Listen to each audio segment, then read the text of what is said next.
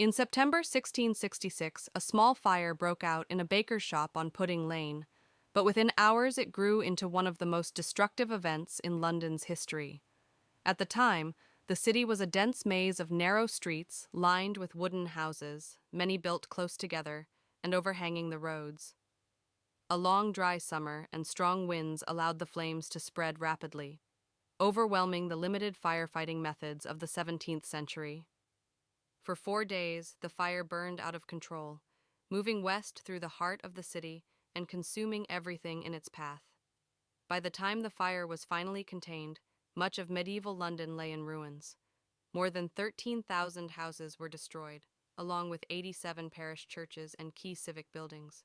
The old St. Paul's Cathedral, one of the city's most important landmarks, collapsed in the flames. Inside the city walls, London's commercial center was almost completely erased. Although official records list few deaths, the true number remains uncertain, and around 70,000 people were left homeless, forced to seek shelter in fields and temporary camps outside the city. The Great Fire exposed the dangers of London's outdated design. Narrow streets trapped heat and smoke, while wooden buildings acted as fuel. Firefighting relied on primitive tools such as buckets and fire hooks, and there was no organized fire service. The disaster made it clear that London could not simply be rebuilt as it was before. Change was not just necessary, it was unavoidable. In the years that followed, London began a remarkable transformation. New building regulations required houses to be constructed from brick and stone instead of timber. Streets were widened, reducing congestion and helping to slow the spread of future fires. Building heights were limited and uniform designs were encouraged, giving the rebuilt city a more orderly appearance. These changes marked a shift toward modern urban planning, where safety became a central concern. The fire also changed how London prepared for emergencies.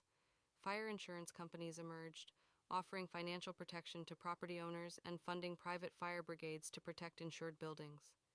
This laid the foundation for organized firefighting in Britain. Over time, these early efforts evolved into the professional fire services that cities rely on today. Architecturally, the fire reshaped London's skyline. Sir Christopher Wren was tasked with rebuilding many of the city's churches, including a new St. Paul's Cathedral. Completed decades later, its grand dome became a lasting symbol of renewal and resilience. The monument, erected near Pudding Lane, served as a permanent reminder of the disaster and the lessons learned from it. The Great Fire of London did not destroy the city's spirit, it reshaped it. From the ashes of medieval London rose a safer, stronger, and more carefully planned capital. The disaster forced innovation, improved public safety, and transformed how cities understood risk and recovery.